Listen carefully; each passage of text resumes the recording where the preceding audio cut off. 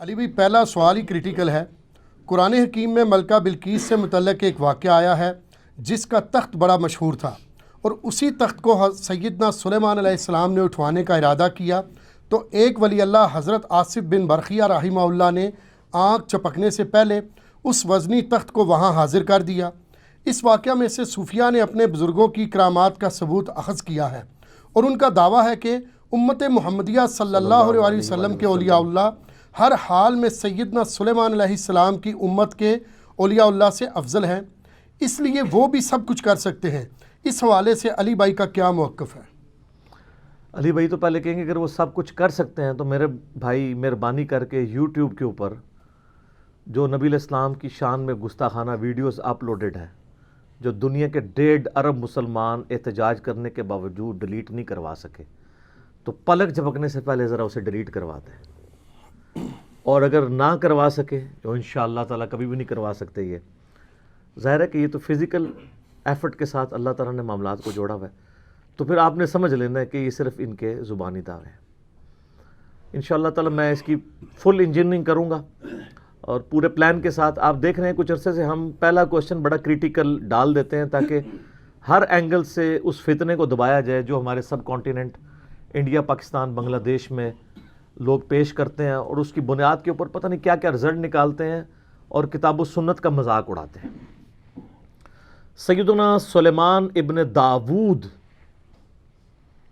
علی نبینا و علیہم السلام بنی اسرائیل کی ہسٹری میں ایک بڑی یونیک پرسنالٹی ہے، کیونکہ انہی کی وجہ سے بنی اسرائیل کو دوسرا عروج نصیب ہوا تھا، جس کے بعد ٹیمپل آف سلیمان یعنی ہیکل سلیمانی تعمیر ہوا یروشلم میں، جسے ایلیا بھی کہا جاتا ہے، بیت المقدس بھی کہا جاتا ہے، یروشلم بھی۔ اور وہ ہیکل سلیمانی 70 عیسوی میں سیدنا عیسیٰ علیہ نبینا علیہ الصلوۃ والسلام کے رفع سماوی کے آلموسٹ 35 سال کے بعد ٹائٹس نے حملہ کر کے تباہ و برباد کر دیا تھا۔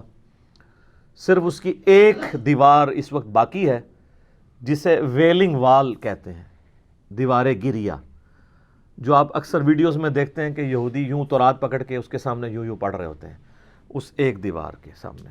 اور یہ ہیکل سلیمانی کی وہ بچ جانے والی دیوار ہے، اور ظاہر ہے کہ ان کی یہ خواہش ہے کہ ہم دوبارہ سے اس ہیکل کو تعمیر کریں، اور ان کا یہ دعویٰ ہے کہ یہ بیت المقدس میں جو مسلمانوں نے بعد میں مسجد اقصیٰ بنا لی تھی، اس کے نیچے جو ہے وہ ہمارا تابوت سکینہ بھی دفن ہو گیا ہے، اس کے لیے بھی وہ سازشیں کرتے رہتے ہیں۔ تابوت سکینہ کے اوپر میری ویڈیو الگ سے ریکارڈڈ موجود ہے، وہ آپ دیکھ سکتے ہیں۔ بال سلیمان علیہ السلام ایک بڑی یونیک پرسنالٹی ہیں بنی اسرائیل کی ہسٹری میں، اور قرآن حکیم میں بھی سلیمان علیہ السلام کا ذکر بارہا مختلف جگہوں پہ ہوا ہے۔ آ چکے یہ تخت بلقیس والا واقعہ، اس لیے میں اس کے اوپر ایمفسائز کروں گا، لیکن میں صرف کراس ریفرنس کے طور پہ آپ کو بتا دوں کہ سورہ سبا کے اندر سلیمان علیہ السلام کا ذکر آیا، کیونکہ قوم سبا کا ایک واقعہ ہے ملکہ بلقیس والا جو سورۃ النمل میں موجود ہے۔ سورہ سبا کے اندر ذکر آیا کہ ہم نے سلیمان علیہ السلام کے لیے ہوا کو مسخر کر دیا تھا۔ ان کی صبح کی منزل 1 مہینے کے برابر ہوتی تھی اور شام کی منزل 1 مہینے کے برابر، یعنی وہ اپنے تخت سمیت ہوا پہ اڑتے تھے۔ 1 مہینے کی مسافت وہ ایک صبح میں طے کر لیتے تھے، اور ایک شام میں وہ 1 مہینے کی مسافت طے کر لیا کرتے تھے۔ اور اسی میں ذکر ہے کہ جنات کو مسخر کیا تھا اللہ نے ان کے لیے، ان کے حکم سے وہ قلعے بناتے تھے، مجسمے بناتے تھے، اور مختلف قسم کی تعمیرات کروایا کرتے تھے۔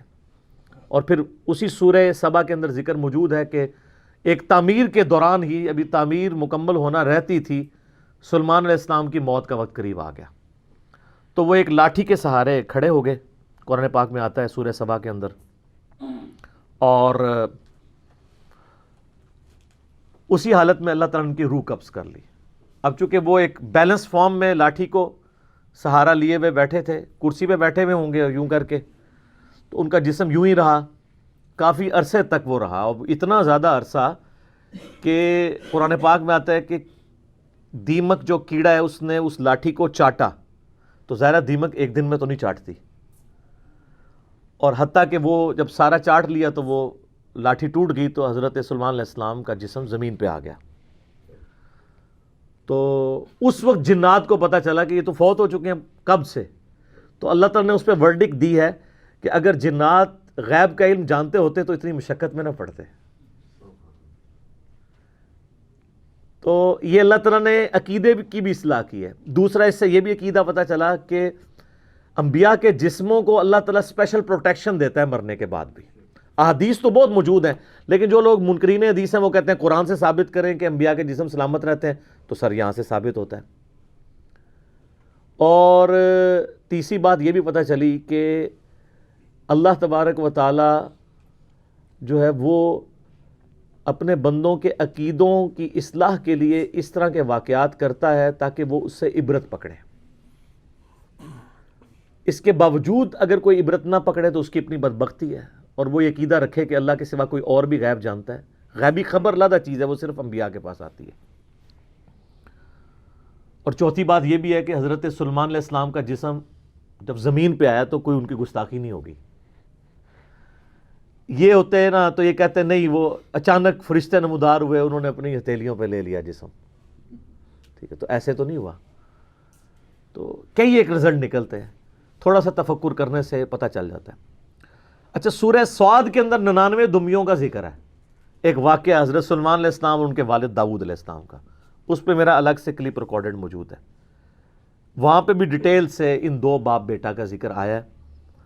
اور اللہ تعالیٰ نے فرمایا ہم نے ان کو حکمت دی تھی, جنات پہ ان کی حکومت تھی, ان کے حکم سے وہ بڑی بڑی عمارتیں بھی تعمیر کرتے تھے اور سمندروں میں غوطے لگا کے چیزیں بھی نکالتے تھے جنات. یعنی اللہ تعالیٰ نے ان کے لیے مسخر کر دیا تھا. پھر سورۃ البقرہ میں بھی اللہ تعالیٰ نے سلیمان علیہ السلام کے دور کا ذکر کیا کہ شیاطین کا انٹریکشن عوام الناس سے بہت زیادہ بڑھ گیا تھا جنات کا اس دور کے اندر. اور اسی دور کے اندر سورۃ البقرہ میں آتا ہے کہ ہاروت اور ماروت دو فرشتے تھے جو اللہ تعالیٰ کی طرف سے آزمائش کے طور پہ نازل ہوئے, اور وہ لوگوں کو جادو سکھایا کرتے تھے اور ساتھ بتاتے تھے کہ یہ تمہاری آزمائش ہے, سیکھو نا. اور وہ اللہ تعالیٰ فرماتا ہے ایسا علم سکھاتے تھے جادو کے ذریعے جس سے میاں بیوی میں جدائی ڈال دیں. اور وہ ساتھ بولتے تھے کہ ہم تمہاری آزمائش ہیں. ظاہر ہے شر بھی جتنا ہے وہ اللہ ہی نے پیدا کیا نا, من شر ما خلق, میں ہر اس چیز کے شر سے تیری پناہ میں آتا ہوں جو تو نہیں پیدا کی ہے. تو آزمائش کے طور پہ وہ ہاروت اور ماروت کا پھر اکثر لوگ پوچھتے ہیں جی وہ ہاروت اور ماروت الٹے لٹکے ہوئے ہیں, یہ ہو گیا. وہ فرشتے تھے میرے بھائی, فرشتے اللہ کے حکم کی نافرمانی نہیں کرتے. وہ کہتے ہیں کسی عورت پہ وہ عاشق ہو گئے تھے اور یہ سب کچھ جھوٹے واقعات ہیں. فرشتے کبھی بھی رائے راستے نہیں ہٹتے. قرآن پاک میں جا بجا یہ چیز آئی ہے کہ فرشتے تو سورہ التحریم کے اندر بھی آیا کہ وہی کام کرتے ہیں جو اللہ ان کو حکم دیتا ہے, اس کی سرتابی کر ہی نہیں سکتے. ابلیس نے اس لیے کی کہ کان من الجن ففسق عن امر ربی, وہ جنوں میں سے تھا. سورۃ الکہف کی آیت نمبر 50 میں آتا ہے, اس لیے اس نے اپنے رب کی نافرمانی کی. اس نے حضرت آدم علیہ السلام کو سجدہ نہیں کیا, باقی سب فرشتوں نے کیا تھا. تو یہ آپ کو سورۃ البقرہ میں اس حوالے سے بھی ڈیٹیل مل جائے گی. رہا تخت بلقیس والا واقعہ, یہ سورۃ النمل میں بڑی ڈیٹیل کے ساتھ اللہ تعالیٰ نے حضرت سلیمان علیہ السلام کی زندگی کے چند واقعات کو ذکر کیا ہے 30 آیات کے اندر. آیت نمبر 15 سے لے کے 44 تک مسلسل 30 آیات میں سلیمان علیہ السلام کا اللہ تعالیٰ نے ذکر خیر کیا ہے. سٹارٹ اسی سے لیا ہے کہ وہ اپنے امتیوں سے کہتے ہیں کہ دیکھو اللہ تعالیٰ نے ہمیں کثیر مخلوق پہ فضیلت دی ہے, ہمیں جانوروں کی بولیاں سکھا دی ہیں, جنات کو, ہواؤں کو, پرندوں کو ہمارے لیے مسخر کر دی ہے. اللہ تعالیٰ نے ساری قدرت دی ہوئی تھی.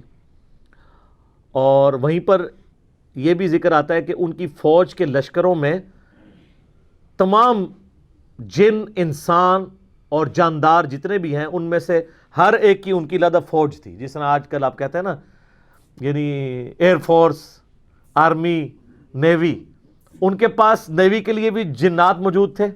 ایئر فورس سارے پرندے ان کے حکم پہ مسخر تھے, ہوا ان کے حکم سے چلتی تھی, اور انسان بھی موجود تھے. اور پھر اسی میں ذکر آتا ہے جس کی وجہ سے سورت کا نام ہی سورہ النمل ہے. نمل عربی میں کہتے ہیں چیونٹی کو. وہ اپنے لشکر کے سمیت گزر رہے تھے تو چند چیونٹیاں تھیں, ان کی ملکہ ان کو کہتی ہے، قرآن نے اس کا قول نقل کیا ہے کہ سلیمان علیہ السلام اپنے لشکر سمیت آ رہے ہیں، کہیں ایسا نہ ہو بے خبری میں وہ ہمیں پاؤں کے نیچے کچل دیں۔ تو پھر وہ چیونٹی باقی چیونٹیوں کو کہتی ہے کہ تم لوگ اپنے بلوں میں چلی جاؤ۔ یعنی چیونٹیوں کا یہ عقیدہ تھا کہ حضرت سلیمان علیہ السلام اور ان کے جتنے صحابہ ہیں ان کو علم غیب کوئی نہیں ہے، کیونکہ تبھی تو کچل دیں گے نا، الا یہ کہ اللہ ان کو بتا دے۔ اچھا، آپ بزرگوں کے علم غیب لے کے بیٹھے ہوئے، تو اس میں اللہ تعالیٰ نے سلیمان علیہ السلام کو اس چیونٹی کی بات سنوا دی، تو سلیمان علیہ السلام اس پر مسکرائے، اور مسکرا کے یہ نہیں کہا کہ مجھے علم غیب ہے، کہا کہ اللہ کا شکر ہے کہ اللہ تعالیٰ نے یعنی مجھے یہ کوالٹی دی ہے کہ اللہ تعالیٰ نے اس چیونٹی کی بات مجھے سنوا دی ہے۔ ہر جگہ آپ کو سلیمان علیہ السلام کا کریکٹر نظر آئے گا، گاڈ اورینٹڈ۔ ویسے یہودیوں میں ایک گروہ ایسا بھی ہے جو سلیمان علیہ السلام سے سخت نفرت کرتا ہے، اور بڑے بڑے ان کے اوپر سکینڈل بھی بنائے ہوئے ہیں انہوں نے، کیونکہ سلیمان علیہ السلام بڑے کٹر قسم کے موحد تھے، تو توحید و عزم نہیں ہوتی نا۔ ہر جگہ آپ کو نظر آئے گا سلیمان علیہ السلام جب بھی کوئی کام ہوتا ہے نا، اپنے تو کسی کمال کا ذکر ہی نہیں کرتے، وہ کہتے ہیں یہ اللہ نے مجھے آزمایا ہے، اللہ نے مجھے دیا ہے تاکہ میں اللہ کا شکر ادا کروں، اللہ مجھے جانچ رہا ہے کہ میں نے، وہ تو سینٹرڈ اراؤنڈ گاڈ، اور یہی ایک موحد کی نشانی ہوتی ہے۔ اور وقت کا پیغمبر تو امام الموحدین ہوتا ہے نا، تمام موحدین کا امام ہوتا ہے، تو وہ چیونٹی جو ہے نا اس کی گفتگو حضرت سلیمان علیہ السلام سن کے مسکراتے ہیں، اور پھر اللہ تعالیٰ کا شکر ادا کرتے ہیں کہ مجھے اللہ نے یہ کوالٹی دی ہے۔ اس کے بعد پھر ذکر آتا ہے کہ اسی دعا میں وہ کہتے ہیں کہ اے اللہ مجھے بخش دے، مجھے اپنی رحمت سے اپنے نیک بندوں میں داخل فرما، اور یہ جو تو نے مجھے اس طرح کی نعمتیں دی ہیں تو مجھے اس قابل بنا کہ میں تیری نعمتوں کا شکر ادا کرتا رہوں۔ ہائے ہائے، یہاں کہتے ہیں بزرگوں کا کمال ہے، فلاں کی نگاہ کرم، حالانکہ وہ کہہ سکتے تھے میرے ابا جی دیاں دعاواں نے، انہوں دا فیض ہے، میں انہوں دا ہی مرید ہوں نا، ابا وہ ہے بھی تھا، داؤد علیہ السلام پیغمبر تھے، سب کچھ گاڈ اورینٹڈ ہے۔ ایک پیغمبر کا باپ بھی پیغمبر ہے تو وہ اپنی کسی کوالٹی کو اپنے پیر کی طرف منسوب نہیں کر رہا، جو واقعی جینون پیر ہے اللہ کی طرف منسوب کر رہا۔ اسی لیے تو آپ کو کہا جاتا ہے نا کہ آپ قرآن نے ڈائریکٹ نہیں پڑھنا، آپ گمراہ ہو سکتے ہیں، کیونکہ آپ یہ سوچیں گے نا، تو اس لیے تو ہم کہتے ہیں مرنے سے پہلے اے مسلمان کر لے اس پہ غور، کتابوں کا خدا اور ہے، بابوں کا خدا اور جب تم غور کر لو اس کے بعد ایک بار یہ بھی کہنا ہے کہ نہ میں وہابی نہ میں بابی، میں ہوں مسلم علمی کتابیں، نہ ہم سو کالڈ وہابی ہیں، کوئی علمی بات کرے تو اس کو کہتے ہیں یہ وہابی ہے، اور نہ ہم بابوں کا دفاع کرنے والے بابی ہیں، ہم علمی کتابی مسلم ہیں الحمدللہ۔ اچھا، وہ سورہ نمل میں پھر آگے چلتا ہے کہ حضرت سلیمان علیہ السلام اپنے دربار میں بیٹھے ہوتے ہیں، اب سارے ان کے کمانڈر حاضر ہیں، جنوں کا کمانڈر بھی ہے، اسی طریقے سے انسانوں کے کمانڈر بھی، سارے ان کے سردار وہاں پہ جمع ہیں، تو جو ان کی ایئر فورس کا کمانڈر تھا نا وہ ہدہد تھا۔ ہدہد ایک پرندہ ہے جس کی بڑی خوبصورت سی کلگی ہوتی ہے، اسے مرغے کی ہوتی ہے، اور بڑا ایکسٹرا آرڈنری پرندہ ہے، آپ جا کے گوگل پہ سرچ کریں، یوٹیوب پہ اس کی ویڈیوز دیکھیں کہ اللہ نے اس کو کیا صلاحیتیں دی ہوئی ہیں۔ وہ ان کا سمجھ لیں ایئر فورس کا چیف تھا، ٹھیک ہے، تو آپ نے فرمایا وہ کدھر غائب ہے، اور پھر ساتھ فرمایا کہ وہ اپنی غیر حاضری کی کوئی جسٹیفیکیشن مجھے پیش کرے، اور اگر اس نے کوئی ایسی جسٹیفیکیشن نہ پیش کی کہ وہ میرے دربار سے غائب کیوں ہے تو میں اسے سزا دوں گا یا میں اسے ذبح کر دوں گا۔ بس یہ آپ ورڈک بولتے ہیں تو تھوڑی دیر بعد ہدہد آ جاتا ہے اور وہ اپنی جسٹیفیکیشن پیش کرتا ہے۔ اب ظاہر ہے وہ میں نے بتایا کہ سورہ نمل میں ہی آتا ہے کہ اللہ تعالیٰ نے جانوروں کی بولیاں سکھا دی تھی ان کو، تو حضرت سلیمان علیہ السلام اس سے پوچھتے ہیں کہ بتاؤ، اور سر پھر ہدہد دیکھیں کڈا پکا مواحد سی، وہ کہتا ہے کہ اے سلیمان علیہ السلام میں آپ کے لیے ایک ایسی خبر لے کے آؤں جو آپ کے علم میں بھی نہیں ہے۔ بابی نہیں تھا ہدہد نا،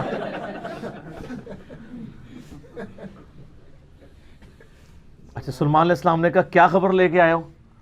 ان کا میں ایک ایسی قوم کے پاس سے آیا ہوں کہ جن کی حکمران ایک ملکہ ہے، عورت، اور اس کا بہت بڑا ایک عرش یعنی اس کا تخت ہے جس پہ وہ بیٹھتی ہے۔ اب وہ آپ کو نا ویسے کھنڈرات بھی اس کے مل چکے ہیں، ایک پکچر ہمیں ملی، انشاءاللہ ہم اس میں اٹیچ بھی کریں گے، آلموسٹ سمجھ لیں وہ کوئی آج کے دور کے اعتبار سے آپ دیکھ لیں کوئی 50 فٹ چوڑا اور لمبائی میں تقریباً 100 فٹ اور اونچائی میں بھی تقریباً 50 فٹ کے برابر، مختلف اقوال ملتے ہیں، یعنی اچھا خاصا بڑا اس کا تخت تھا جس پہ اس کے سارے وہ سردار ارد گرد بیٹھتے تھے، اور وہ پتھر کا بنا ہوا بڑا سا۔ ان کا میں نے ایک عورت دیکھی ہے، تو وہ آپ کے علم میں نہیں ہے کہ وہ حکومت کر رہی ہے ان پہ، اور بڑا اس کا ایک تخت ہے، اس کے کئی سردار ہیں، اور شیطان نے ان کے برے اعمال ان کی نظر میں سنوار دیے ہیں۔ وہ اللہ کو چھوڑ کے سورج کی پوجا کرتے ہیں۔ سر ایک ہدہد کو بھی ٹینشن ہے شرک کی، آپ ذرا یہ دیکھیں۔ اسی لیے اللہ تعالیٰ نے فرمایا نا کہ قریب ہے کہ آسمان پھٹ پڑے اور زمین شک ہو جائے اور پہاڑ ریزہ ریزہ ہو جائے، ان دعوا للرحمن ولدا، جو رحمان کے لیے بیٹا تجویز کرتے ہیں۔ اگر یہ شرک کی تکلیف کا احساس یہ آسمان، زمین اور پہاڑوں پہ ہو تو یہ بھی دب جائیں اس سے کہ اللہ کے لیے اس طرح کی باتیں لوگ کرتے ہیں۔ تو اور پھر وہ کہتا ہے کہ اب حدود کی بھی آپ تقریر دیکھیں جناب، کہ شیطان نے برے اعمال ان کی نظروں میں سنوار دی ہیں، اللہ کو چھوڑ کے وہ سورج کی پوجا کر رہے ہیں، حالانکہ عظمت اس اللہ کی ہے جو زمین و آسمان کا مالک ہے۔ ان کو تو چاہیے تھا اسے ہی سجدہ کریں، اور اس پہ آیت سجدہ بھی ہے۔ اللہ اکبر، سبحان الملک القدوس رب الملائکۃ والروح۔ تو اب حضرت سلیمان علیہ السلام چونکہ توحید کے امام ہیں، دنیا پہ اللہ تعالیٰ کے ریپرزینٹیٹو ہیں، جب وہ یہ بات سنتے ہیں نا تو کہتے ہیں میں تیری اس بات کی تصدیق کروں گا کہ تو سچ کہہ رہا ہے یا جھوٹا بہانہ تو نہیں کہیں کر رہا تو، ورنہ تو حضرت سلیمان علیہ السلام کہتے ہیں کہ ہاں مجھے تو پہلے علم غیب اللہ تعالیٰ نے دیا ہوا ہے، میں تو اتنی دوروں میں دیکھ سکنا ہوا، وہ تو اللہ دکھائے گا تو دیکھیں گے نا۔ تو حضرت سلیمان علیہ السلام نے ایک خط لکھا اور اس ہدہد کو کہا، اچھا یہ کوئی سٹوری نہیں ہے جو آپ کے علماء بیان کر رہے ہوتے ہیں، یہ ورڈ بائی ورڈ سورہ النمل آیت نمبر جو ہے وہ 15 سے لے کے 44 تک 30 آیات ہے۔ جو چیز ان آیات سے ہٹ کے آئے گی میں اس کو مینشن بھی کر دوں گا۔ تو وہ خط لکھ کے دیتے ہیں کہ یہ خط لے جاؤ اور جا کے ملکہ جو ادھر کیا ہے، ملکہ بلقیس جو ہے یہ اسرائیلی روایتوں میں آتا ہے، قرآن میں صرف ایک عورت کا ذکر ہے کہ جو حکومت کرتی تھی، اور خط اس کو دے کے پھر دیکھنا اس کا کیا جواب دیتے ہیں۔ ہدہد جناب لے کے خط پہنچا ہے، اور جا کے اب ہدہد ایک خط لے کے آ رہا ہو اور ملکہ کے وہ جا کے بیڈ روم میں سیدھا جا کے لینڈ کرتا ہے، کوئی سیکیورٹی گارڈ کوئی کچھ نہیں روک سکتا، وہ کھڑکی سے آ کے اس میں لینڈ کر کے سامنے لا کے اس کے خط پھینکتا ہے۔ تو حضرت سلیمان علیہ السلام کا خط وہ کھولتی ہے تو وہ اس خط میں تو 2 ٹوک جملے لکھے ہوتے ہیں، انہ من سلیمان و انہ بسم اللہ الرحمن الرحیم، اور تم سر تسلیم خم کر کے فوراً میرے پاس حاضر ہو جاؤ۔ ٹھیک ہے، بس یہ 2 لائنوں کا ایک جملہ ہوتا ہے۔ جب وہ اپنے سرداروں سے مشورہ کرتی ہے تو وہ کہتی ہے میرے پاس ایک معزز خط آیا ہے، اور یہ معزز خط سلیمان کی جانب سے ہے، انہو من سلیمان، سورہ النمل آیت نمبر 30۔ یہ واحد مقام ہے جہاں سورت کے اندر بسم اللہ شریف آئی ہے۔ ایک عزت والا خط آیا ہے، عزت والا وہ اس لیے کہتی ہے وہ اس کو پتہ چل گیا کہ غیر معمولی بندہ ہے، کہ ہدہد جس کا خط لے کے آ رہا ہے میرے پاس، تو ظاہر ہے یہ کوالٹی تو اس کے پاس نہیں تھی کہ یہ کوئی کتنا بڑا بادشاہ ہے کہ جس کو اللہ نے یہ حکومت دی ہے کہ جانوروں پہ بھی اس کی حکومت ہے۔ تو وہ کہتی ہے کہ ایک معزز خط میرے پاس آیا ہے جو سلیمان کی جانب سے ہے اور وہ اللہ کے نام سے شروع ہو رہا ہے۔ اس سے یہ سنت ٹھہری کہ جب آپ کوئی خط لکھیں کسی کو تو بسم اللہ سے اس کا آغاز کریں، اور اس میں یہ ہے کہ سر تسلیم خم کرو اور میرے پاس حاضر ہو جاؤ۔ تو وہ اپنے سرداروں سے کہتی ہے کہ میں تمہیں پتہ ہے کہ میں کوئی کام اس وقت تک نہیں کرتی جب تک کہ میں مشورہ نہ کر لوں، ہر معاملے میں تم سے میں مشورہ کرتی ہوں۔ قوم سبا کی وہ ملکہ تھی، تو مجھے بتاؤ تم مجھے کیا مشورہ دیتے ہو۔ تو سردار تو آپ کو پتہ ہے جو ان کی تو ایک خاص جنگجو نیچر ہوتی ہے، انہوں نے کہا ہم تو بڑے طاقتور ہیں، بڑے زور آور ہیں، ہم ہر طرح کے بادشاہ کا مقابلہ کر سکتے ہیں، آپ ہمیں حکم دیں دیکھی جائے گی۔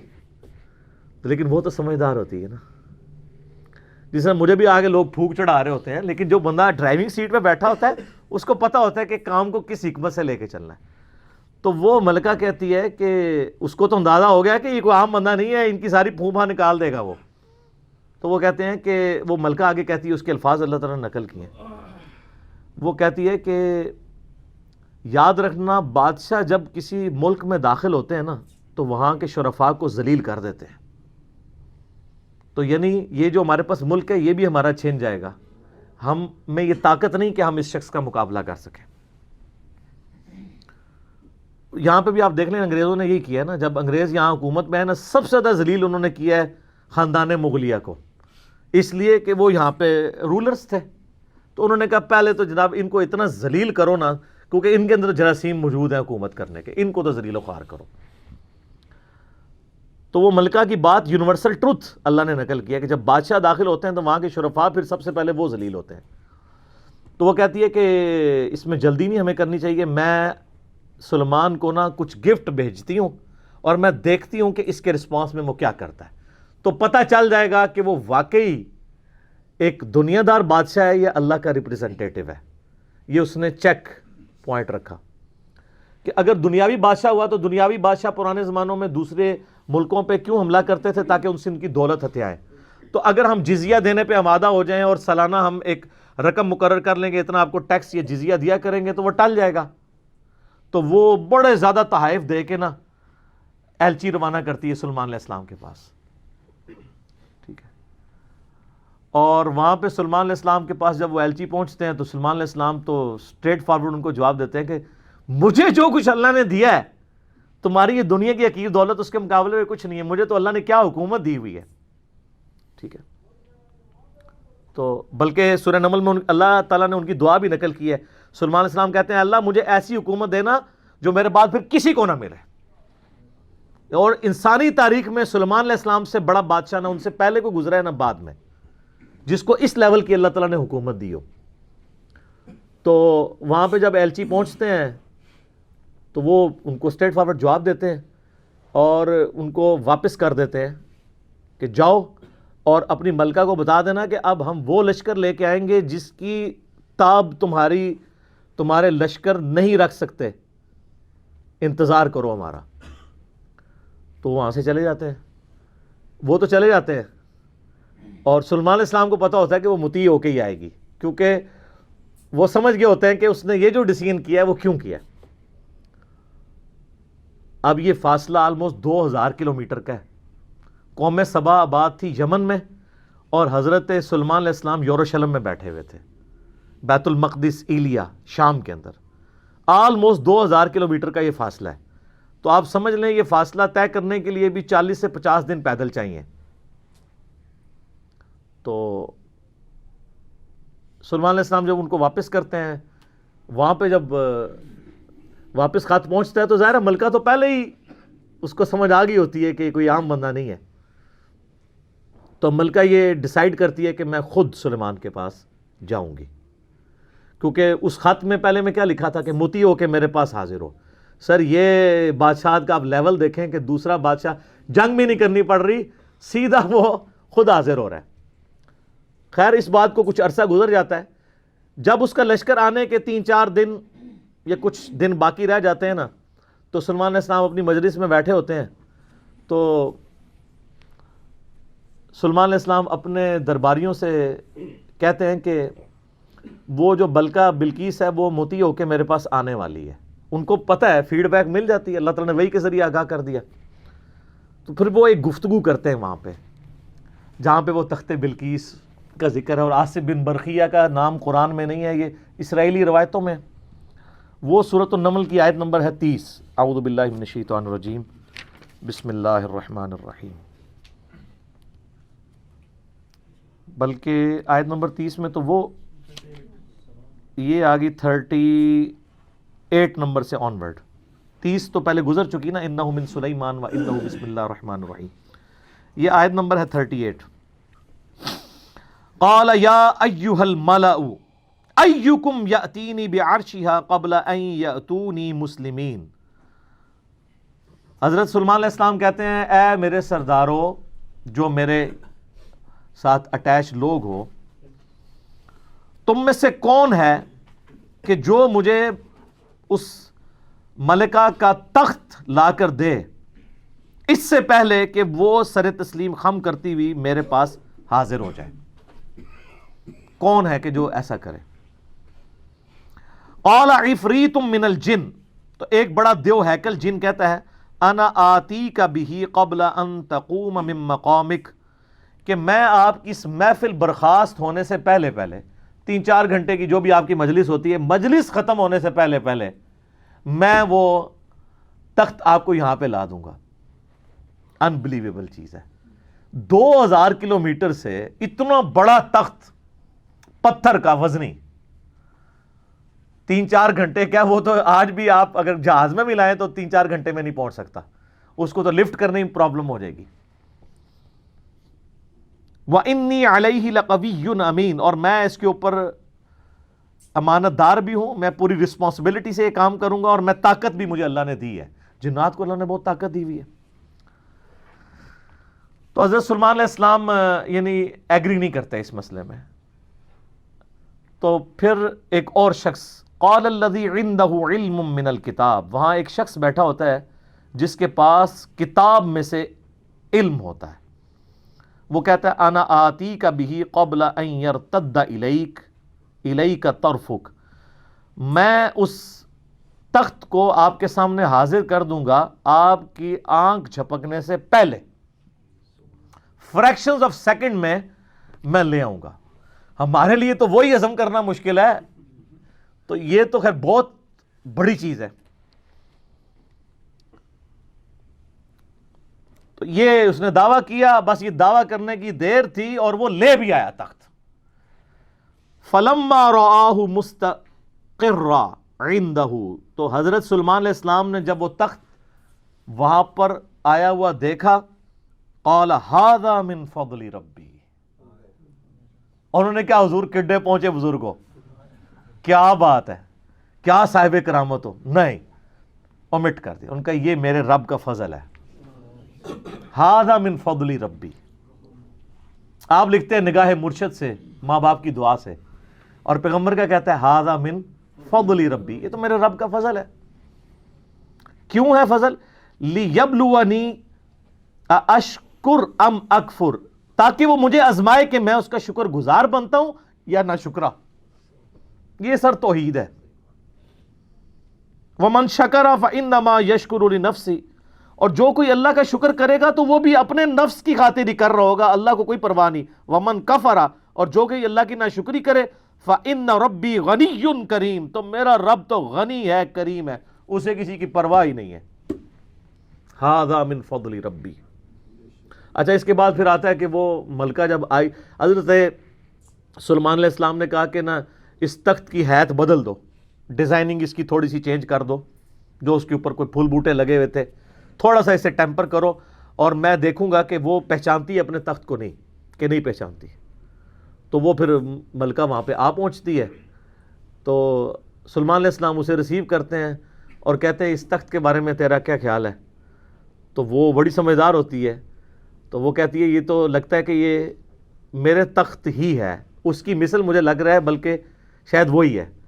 تو یہ اس کی سمجھداری کا بھی ثبوت ہے کہ وہ اس کو ٹیمپرڈ فارم میں بھی پہچان لیتی ہے. اور یہ اس کو دوسرا میسج مل جاتا ہے، انہوں نے کیا لڑنا ہے،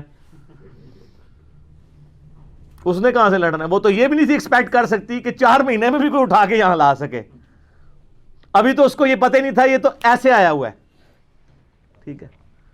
تو پھر سلیمان علیہ السلام اسے اپنے جو ٹیمپل ہے نا اس کی بھی تھوڑی جھلک کرواتے ہیں. آگے ایک محل میں جب لے کے آتے ہیں کمرے میں، تو اس میں ایسے شیشے جڑے ہوئے ہوتے ہیں کہ وہ گویا دیکھنے میں تالاب محسوس ہو رہا ہوتا ہے. تو جب اس پہ پاؤں رکھنے لگتی ہے وہ سمجھتی ہے شاید پانی والا تالاب ہے، تو وہ اپنے جو تہمد ہے یا جو بھی اس نے کپڑے پہنے ہوتے ہیں وہ تھوڑی سی اٹھا لیتی ہے، اس کی پنڈلیاں بھی ننگی ہو جاتی ہیں، وہ سمجھتی ہے پانی ہے، تو وہ پانی نہیں ہوتا، تو وہ امپریس ہوتی ہے. اور پھر وہ وہاں پہ کہتی ہے کہ میں سلیمان کے ساتھ اپنے رب کے سامنے سر تسلیم خم کرتی ہوں، جو میں شرک کرتی رہی میں اللہ کی طرف رجوع لاتی ہوں. اور وہ اسلام قبول کرتی ہے. باقی اسرائیلی روایتوں میں پھر ملتا ہے کہ سلیمان علیہ السلام کا نکاح اس کے ساتھ ہوتا ہے. قرآن نے اس چیز کو ایڈریس نہیں کیا. قرآن تو بس کنکلوڈ اس پہ کرتا ہے کہ وہ مسلمان ہو جاتی ہے. نہ وہ بریلوی ہوتی ہے، نہ دیوبندی ہوتی ہے، نہ اہل حدیث ہوتی ہے، نہ شیعہ ہوتی ہے، بلکہ مسلمان ہو جاتی ہے۔ اور آپ یہ الفاظ دیکھیں جناب، مسلمان مسلمان ہی ہیں ہر طرف۔ ہاں، قالت رب انی ظلمت نفسی، وہ کہتی ہے میرے رب میں اپنی جان پہ ظلم کرتی رہی اس سے پہلے، وَأَسْلَمْتُ مَعَ سُلَيْمَانَ لِلَّهِ رَبِّ الْعَالَمِينَ، اور میں سلیمان کے ساتھ سر تسلیم خم کرتی ہوں اس رب کے سامنے، اللہ کے سامنے جو سارے جہانوں کا پالنے والا ہے۔ میں سر تسلیم خم کرتی ہوں، میں مسلم ہوتی ہوں۔ تو وہ اپنا آپ اپنے رب کے حضور سر تسلیم خم کر دیتی ہے۔ تو یہ واقعہ یہاں پہ مکمل ہوا۔ اب وہ یہ کہتے ہیں جناب کہ جی وہ انہوں نے فکر اچھا اس سے تو توحید اخذ کرنی چاہیے تھی، یہ چکر میں پڑ کے وہ کہتے ہیں وہ بندہ لبو کیڑا جے جنہیں انج کر کے تخت لے کے آئے۔ وہ بندہ اگر امپورٹنٹ ہوتا نا تو اللہ تعالیٰ اس کی تعریف وہاں پہ بیان کرتا، اس کے تو فوراً ساتھ ھذا من فضل ربی آ گیا۔ وہ کہتے ہیں جی کوئی ولی اللہ تھا تو اب اس کا مطلب ولی اللہ یہ سب کچھ کر سکتے ہیں۔ اچھا جی تو پھر کیا کریے جو کر سکتے ہیں؟ تو وہ کہتے ہیں آپ رفع دین کرنا چھوڑ دیں چونکہ ایسے ولی اللہ رفع دین نہیں کرتے۔ یہی کچھ کہنا چاہ رہے ہوتے ہیں نا آپ، جو ہے ایاک نعبد و ایاک نستعین پڑھنا چھوڑ دیں، آپ ان بابوں کو پکارنا شروع کر دیں۔ یہ کہنا چاہ رہے ہوتے ہیں وہ اصل میں۔ تو تواڈے تے اللہ نے بلا چھڑ دیتی ہے، ہن تک تواڈے نال ہوندی کیا ہے؟ میں ہن دی انجین نہیں کر لگا، ہو چکی ہے، لیکن آج میں اس ایک واقعے کی کرنے لگوں انشاءاللہ تعالی۔ قرآن پاک خاموش ہے کہ یہ کون تھا بندہ، یہ جن تھا، انسان تھا، فرشتہ تھا، پیغمبر تھا؟ کہا وہاں پہ ایک شخص تھا جس کے پاس کتاب کا علم تھا۔ قرآن کی روح سے تو کتاب کا علم جو ہے نا وہ پیغمبر کو دیا جاتا ہے، عین ممکن ہے وہ پیغمبر ہو، کیونکہ ایک وقت میں کئی پیغمبر اگلے زمانوں میں ہوا کرتے تھے۔ عین ممکن ہے وہ کوئی فرشتہ ہو، جیسا کہ بخاری مسلم میں حدیث ہے، اے اللہ روح قدس کے ذریعے حسان کی مدد فرما۔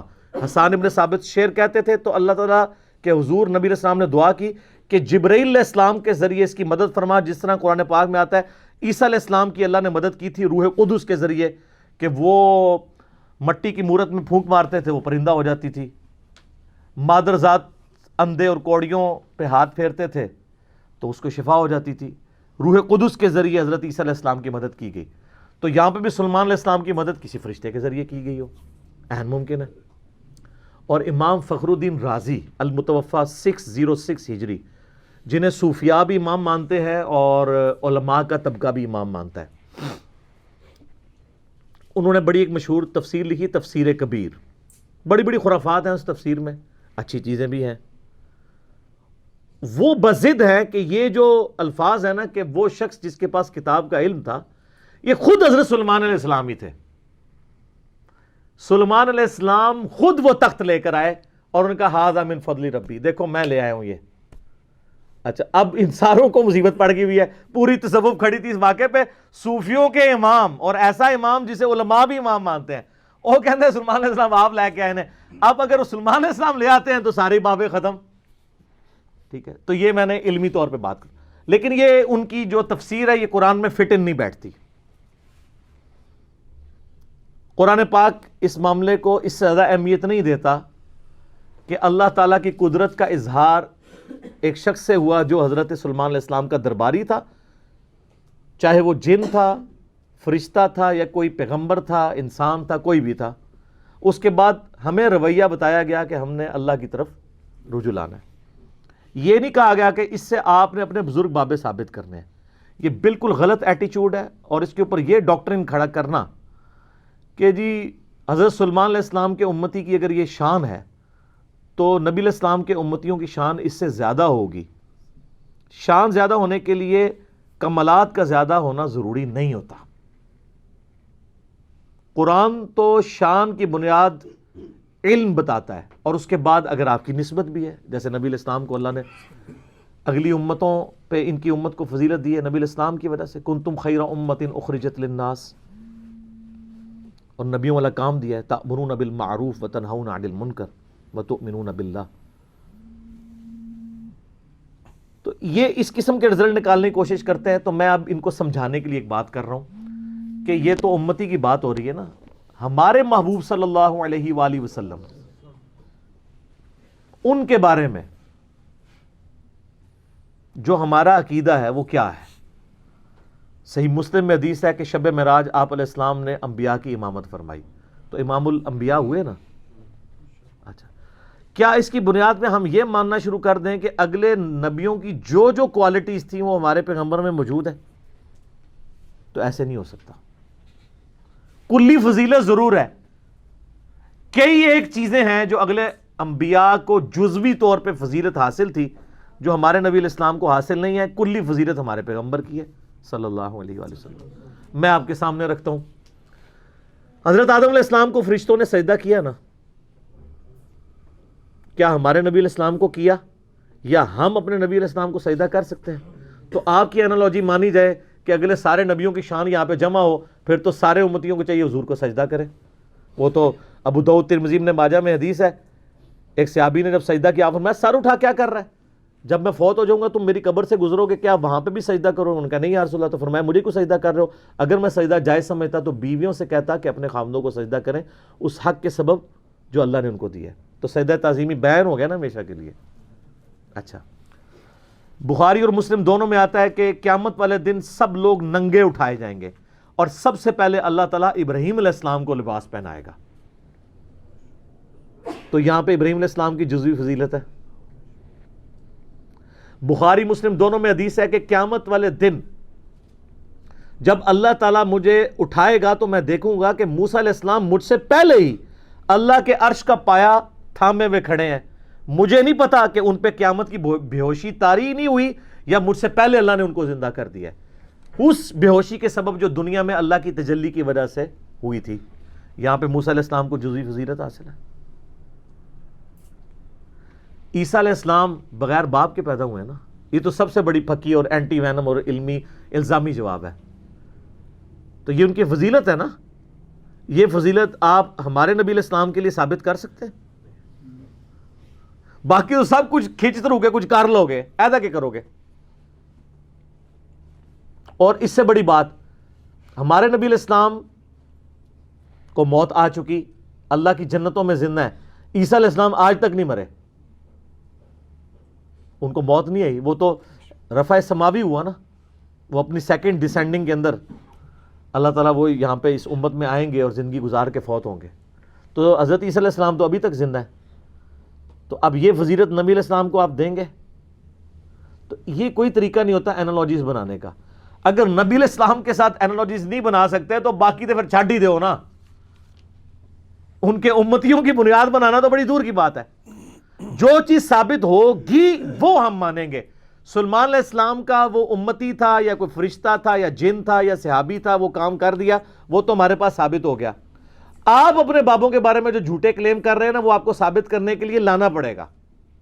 اور آج کل تو بڑا آسان دور ہے، کہتے ہیں دنیا اولیاء اللہ سے خالی نہیں ہے. ایک ولی بھی نہیں پہ لفظ تو جس کو ہم B B C, C N N, Al Jazeera, Geo, A R Y, Dunya T V کے سامنے لے کے آئیں اور ساری دنیا کو بابوں کا پجاری بنا لیں جو آپ بنوانا چاہتے ہیں. باپ بھی بنا لیں تو لے آئیں، ہم اس کے سامنے وہ یہ اس میں سے کوئی کام کر کے بتائیں. کہتے ہیں نا جناب بزرگ سب کچھ کر لیتے ہیں اور ان کے پاس بڑی بڑی کوالٹیز ہوتی ہیں. مجھے بتائیں دنیا کا کوئی بزرگ جو ہے آپ کے سامنے ہوا میں اڑے، ویسے تو انشاءاللہ نہیں اڑے گا میڈیا کی برکت سے، پرانے بھی کوئی نہیں سر اڑے ایویں گپا ہی نے.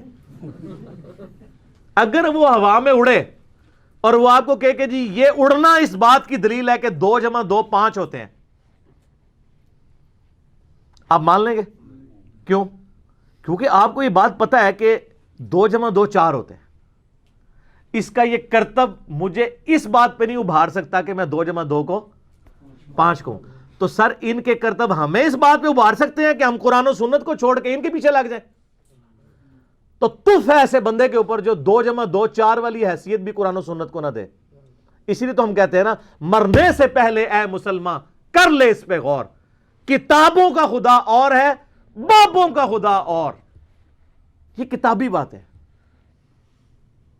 اور یہاں تو کتنے لوگ ہیں جو ایلوژن کر دیتے ہیں. یہ ڈیوڈ کاپر فیلڈ کو ذرا آپ یوٹیوب پہ جا کے دیکھیں, کرس اینجل کو دیکھیں, کبھی وہ پانی پہ چل رہا ہے, کبھی دیوار پہ چڑھ کے بتا رہا ہے, کبھی ہوا میں اڑ کے, وہ سارا ایلوژن ہی کیا ہوا ہے اس نے, وہ پورا دھوکا ہے, اس کی بھی ویڈیوز رکھی ہیں کیسے کر رہے ہیں.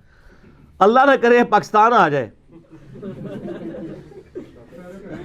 تو سارے مولویاں اور پیراں دی دکاناں بند, سارے دربار اجڑ جان گے. آپ دیکھ لیں وہ جو کچھ کر کے بتا رہا ہے. کیوں؟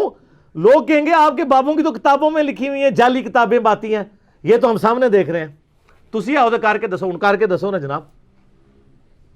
میں نے ان کو بہت بڑی بات کی ہے. یہ تو کہتے ہیں نا یہ ہمارے بزرگ جو ہے دلوں کا حال جان لیتے ہیں. میں نے ان کو کہا کہ یہ تو بہت دور کی بات. میں اپنا مشین ڈیزائن کا فارمولہ یا میکینکس اور مٹیریلز کا فارمولہ لکھ کے دیتا ہوں, کوئی بزرگ مجھے وہ لکھا ہوا دیکھ کے پڑھ کے بتا دے. اچھا یہ بھی مانتے ہیں نہیں پڑھ سکتا, اس میں اتنے زیادہ کوئی لیٹن کے الفابیٹ ہیں, کچھ گریک کے الفابیٹس ہیں, جس نے وہ سیکھا نہیں ہوا وہ تو اس کو بتا ہی نہیں سکتا. ابھی تو میں یہ کہہ نہیں رہا کہ وہ بتائے کہ یہ فارمولہ کس چیز کا, یہ تو بالکل نہیں بتا سکتا, صرف پڑھ کے بتا دے.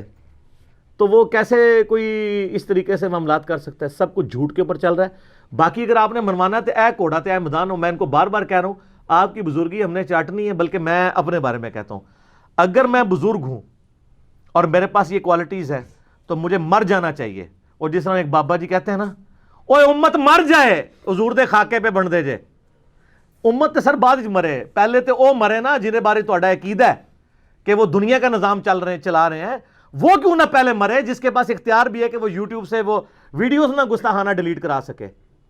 تو آپ کو یہ کہنا چاہیے سب سے پہلے ہمارے وہ بزرگ مر جائیں کہ بزرگی وہ کلیم کیے ہوئے ہیں, اور یوٹیوب پہ نبی علیہ السلام کی گستاخانہ ویڈیوز اپلوڈڈ ہیں, ہم نہیں ڈیلیٹ کروا سک رہے. میں اپنے اوپر کہتا ہوں مجھ پہ لعنت ہو کہ اگر میرے پاس یہ اختیار ہو اور میں ویڈیوز نہ ڈیلیٹ کروا سکوں. اور آگے اس کو آپ خود اپلائی کر دیں جس کے اوپر کروانا ہے. یہ باتیں کرنا آسان ہے نا, تو یہ کر کے بتائیں. اور جی وہ کہتے ہیں جناب وہ جی نگاہ مارتے ہیں, ایسے نگاہ اٹھاتے ہیں جناب عرش پہ, نیچے تکتے ہیں جناب 7 زمینہ, تیل بھی کراس. اے تیل دے گھاٹے فٹ ہو گیا جی. تیل کسی بزرگ نے نہیں دریافت کیتا یار. یعنی کتنے انرجی کرائسس ہیں پاکستان کے اوپر. دنیا میں بھی جو پہلا تیل کا کنواں ہے اس کو بمشکل 200 سال ہوئے ہوں گے. پنسلوینیا میں امریکن سٹیٹ میں سر ایڈون نے دریافت کیا ہے. داڑھی تھی ان کی پوری مٹھی تھی لیکن مسلمان نہیں تھے. کسی بزرگ نے نہیں تیل دریافت کیا. تو یہ کیا زمین کے اندر 7 زمینوں کے نیچے جا کے دیکھتے رہے, تیل نظر ہی نہیں آیا انہوں. کہانی جھوٹ. اچھا وہ ہمارے پاس ایک ہمارے محلے دار ہیں نا, وہ کہتے ہیں جناب وہ میں نے تو آئے دن داتا صاحب آ کے منو ملتے ہیں. میں کہا سر جب ہوں آون نا تو تسی پڑھنا لا حول ولا قوت الا باللہ. اگر غائب ہو گئے تو شیطان ہے, اگر وہ جمے رہے تو بزرگ نے. کہتا نہیں تو استغفار, گستاخی ہے. کیوں گستاخی ہے؟ بخاری مسلم کی حدیث ہے کہ جنت کے خزانوں میں سے خزانہ اللہ نے مجھے دیا ہے, لا حول ولا قوت الا باللہ. میں نے کہا آپ میرے سامنے لا حول ولا قوت الا باللہ پڑھو, میں غائب نہیں ہوں گا. اعوذ باللہ من الشیطان الرجیم پڑھو, میں غائب نہیں ہوں گا. میں تو خوش ہوں گا. اگر کوئی اولیاء اللہ میں سے ہے تو وہ اسم اعظم سن کے تو خوش ہوگا. بلکہ بزرگوں کو حاضر کرنا ہو تو پڑھنا چاہیے لا حول ولا قوت الا باللہ. وہ خوش ہو کے حاضر ہو جائیں, اسم اعظم ہے نا یہ. تو چونکہ یہ لا حول ولا قوت الا باللہ پڑھتے نہیں ہیں, وہ شیطان اندر غائب بھی نہیں ہوتا. کدے وہ کہتے ہیں خضر ہے, کدے کچھ کہتے ہیں, کدے کچھ کہتے ہیں, بالکل جھوٹ بولتے ہیں. اور پھر وہ لیم ایکسکیوز کیا دیتے ہیں, کہتے ہیں دیکھیں جی یہ موبائل انگریزوں نے بنایا ہے, اتنی ہی دور سے سن لیتا ہے, تو اللہ کا ولی نہیں سن سکتا. دیکھیں ادھر جاؤ سر اسی تو ہم دیں گے, بزرگوں کو تو چھوڑ دیں.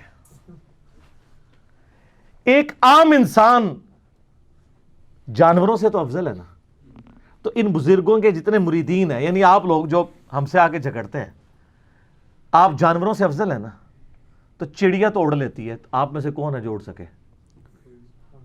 بزرگ بھی نہیں اڑ سکتے اللہ کے فضل نال, تسی بھی نہیں اڑ سکتے. تو یہ کمپیریزن کروانا بالکل غلط ہے, کیونکہ اللہ تعالیٰ نے اس کو وہ کوالٹیز دی ہیں جو انسانوں کو نہیں دی. اور انسانوں کو ایسی کوالٹیز دی ہیں جو ان کو نہیں دی ہیں. تو جو اللہ نے جو کوالٹی دی اس فریم آف ریفرنس سے باہر نہیں کو نکل سکتا. اگر وہ کہتا ہے اڑ سکتا ہے کوئی ان میں سے, تو قرآن میں یہ والا واقعہ تو آیا تخت بلقیس والا, آپ کو ہم کیسے چیک کریں؟ آ جاؤ سارے منار پاکستان. لیکن ہمیں تو یقین ہے, جس طرح ہمیں یقین ہے 2 × 2 4 ہوتے ہیں, آپ کی شہادت کا بھی ہمیں یقین ہے. ہم پیراشوٹ گوروں کا بنایا ہوا آپ کو باندھ دیں گے, گوروں کا بنایا ہوا. یہ میں اس لیے کہہ رہا ہوں تاکہ پتہ چلے کہ ان بزرگوں کی کنٹریبیوشن کیا ہے, جو کہتے ہیں ہمارے پاس اتنے علوم ہیں, اور منار پاکستان سے ان کو نیچے دھکا نہیں دیں گے. خود ہی بسم اللہ پڑھ کے, یا جو بھی, یا شیخ عبد القادر جنانی, یا وہ جو کہتے ہیں نہیں فلانے پیر صاحب اتھوں ٹرے تے اتھوں ٹری تے اتھوں پکڑ لیا, بلا لو سارے بابے نو تے چھال مارو, تو پورا پاکستان آپ کے پیچھے چلے گا اور مان لے گا. اور جب آپ زمین کے قریب پہنچنے لگے نا, تو آپ نے ایک دفعہ تو اپنے عقیدوں سے توبہ کرنی ہے, اور شعر پڑھنے کا تو ٹائم نہیں ہونا, آپ شہید ہی ہو جائیں گے. فوراً بٹن دبا کے پہلے لینڈ کرنا ہے, لینڈ کرنا ہی کہنا ہے کہ بالکل انجینئر صاحب صحیح کہنے ہیں کہ مرنے سے پہلے اے مسلمان کر لے اس پہ غور, کتابوں کا خدا اور ہے بابوں کا خدا اور پھر ساتھ کہنا جی بس جی آج تو بعد نہ میں وابی نہ میں بابی, میں ہوں مسلم علمی کتابی. ہونا چاہیے نا ایسے. یہ تجربہ کر کے دیکھ لیں. اور سر یہ جہاز انگریزوں کا بنایا ہوا بوئنگ 747 یا ایئر بس A380 جہاز, کاکپٹ میں ان کو بٹھا دینا, یہ جہاز اڑا نہیں سکتے. نگاہ مار کے اڑنا تو بڑی دور کی بات ہے. جو جہاز اڑ رہا ہو نا, اڑتے جہاز سے اگر پائلٹ پیچھے ہٹ جائے اور ان بزرگوں کو لا کے بٹھا دیں, جس کو عقیدہ ہے نا, تو وہ اپنی ایک فلائٹ بک کروا لے, سارے پاکستان کے بزرگوں تو جان چھڑاؤ. وہ جا کے کتنے لینڈ کرے گا جہاز؟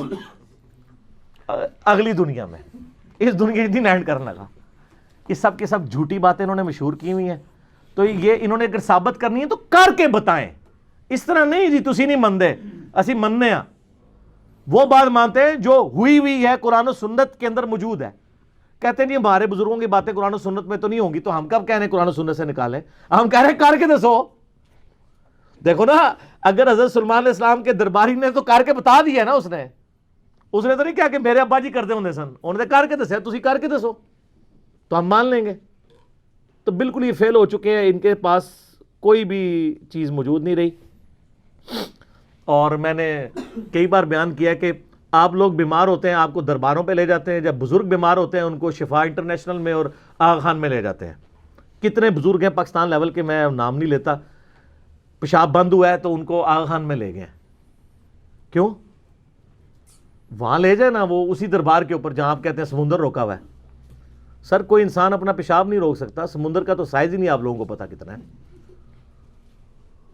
اور پھر معذرت کے ساتھ جن لوگوں کے بارے میں آپ کا عقیدہ تھا سمندر روکا ہوا ہے, ایک کے بارے میں آپ کا عقیدہ تھا وہ انڈیا کے بم پکڑتے تھے پل پہ آ کے, ہندو آج تک مذاق اڑاتے ہیں آپ کا.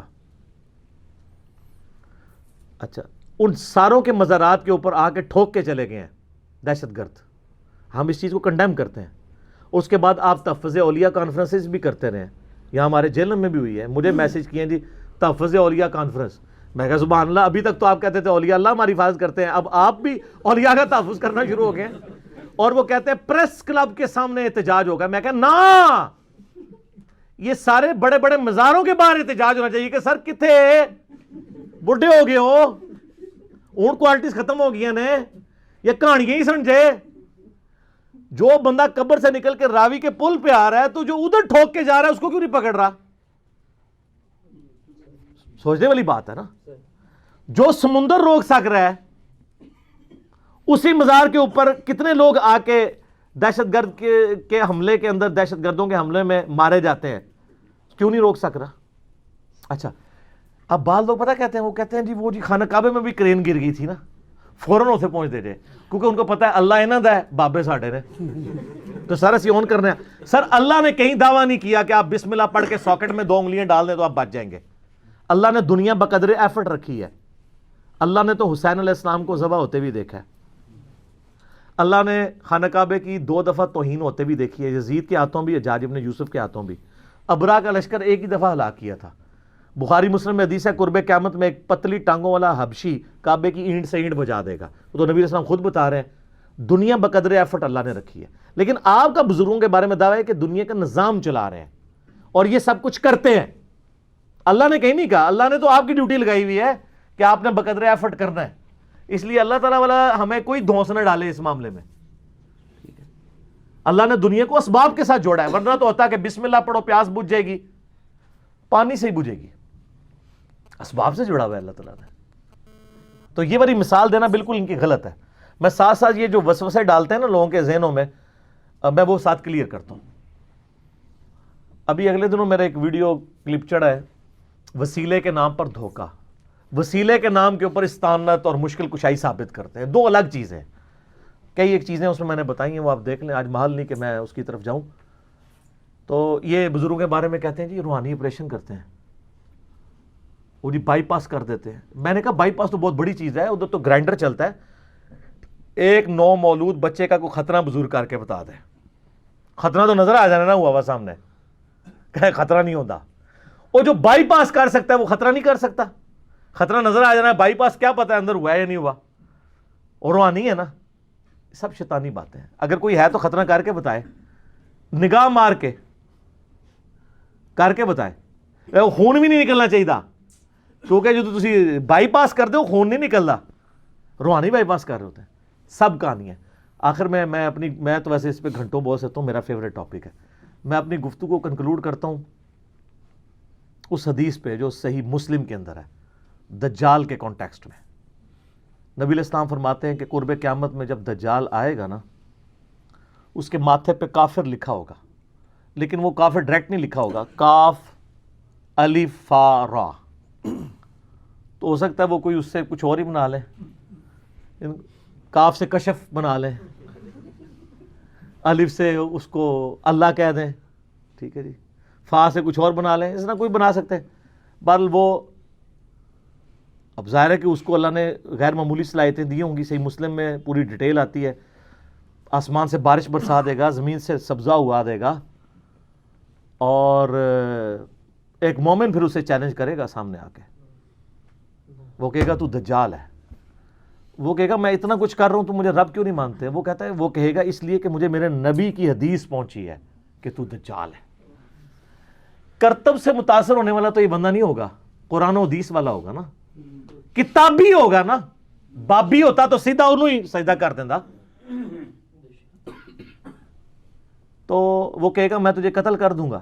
وہ قتل کرے گا پبلکلی, اس کے 2 ٹکڑے کر کے ان ٹکڑوں کے درمیان چلے گا, اور پھر اسے ٹکڑوں کو جوڑ کے پھر زندہ کرے گا, اور کہے گا اب تو مجھے خدا مان, میں نے تجھے مار کے زندہ کیا ہے. وہ کہے گا تیرے اس عمل نے میرے عقیدے میں ہی اضافہ کیا ہے کہ تو واقعی دجال ہے, کیونکہ نبی علیہ السلام نے فرمایا تھا ایک مومن کو قتل کر کے وہ دوبارہ زندہ کرے گا اور دوبارہ اس کو قتل کرنے پر قادر نہیں ہوگا, تو دجال ہے. ہائے ہائے. حضور علیہ السلام فرماتے ہیں وہ اس وقت کا سب سے بہترین مؤمن ہوگا, سب سے بہترین شہید ہوگا. لیکن وہ کون سا ہوگا؟ کتابوں کا ماننے والا, بابوں کا ماننے والا نہیں. سر اسی لیے ہم رو رو کے کہتے ہیں کہ مرنے سے پہلے اے مسلمان کر لے اس پہ غور, کتابوں کا خدا اور ہے, بابوں کا خدا اور. اور ایک بار جھوم کے آپ نے میرے ساتھ نعرہ لگانا ہے, کیا؟ نہ میں وابی نہ میں بابی, میں ہوں مسلم علمی کتابی. جزاکم اللہ خیر.